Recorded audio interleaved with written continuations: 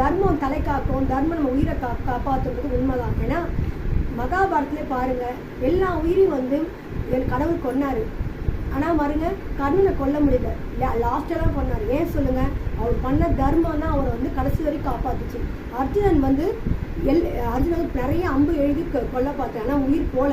கடைசியில் கிருஷ்ணன் என்ன பண்ண கேட்டார், அப்படி நீ செஞ்ச தர்மத்தை எனக்கு கொடு, அப்போதான் உன்னை கொல்ல முடியும் சொல்லிட்டு அவருக்கு எந்த கேட்டதால் தர்மத்தை அவர் செஞ்சு தர்மத்தை கொடுத்த பிறகு தான் அவர் உயிரே போச்சு. எதுவும் தெரிஞ்சுங்களா? தர்மம் வந்து பண்ணுங்க. உங்களால் முடிஞ்ச சின்ன சின்ன ஹெல்ப், பெரிய ஹெல்ப் பண்ண தேவை மக்களுக்கு. சின்ன சின்ன ஹெல்ப் பண்ணுங்க. அதுவே ஒரு இன்னைக்கு இல்லைனாலும் ஒரு நாள் உங்களுக்கு பெருசாக ஹெல்ப் பண்ணுங்க. நீங்கள் சின்ன ஹெல்ப் பண்ணி பண்ணால் அதுக்கு ஒரு பெரிய ஹெல்ப் உங்களுக்கு சேரும். முடிஞ்ச ஹெல்ப், ஒரு அன்னதானம் பண்ணுங்க, ஒரு ஃபங்க்ஷன் டைமில், ஒரு பர்த்டே டைமில், ஒரு உங்களால் முடிஞ்ச சின்ன சின்ன ஹெல்ப் பண்ணுங்க. ஒரு ரொம்ப ஒன்றும் பண்ண தேவை. ஒரு 4 பேருக்கு ஒரு 4 இட்லி வாங்கி கொடுத்தாலே அது பெரிய விஷயம். ஒரு பர்த்டே டைமில் வந்து ஒரு பிரியாணி ஒரு 10 பேருக்கு வாங்கி கொடுத்தா கூட போதும். உங்களால் முடிஞ்ச கோயில்லையோ இல்லை மனாதாசிரமத்திலையோ ஒரு 10 பேருக்கு சோறு போடுங்க, அது ரொம்ப பெரிய விஷயம்.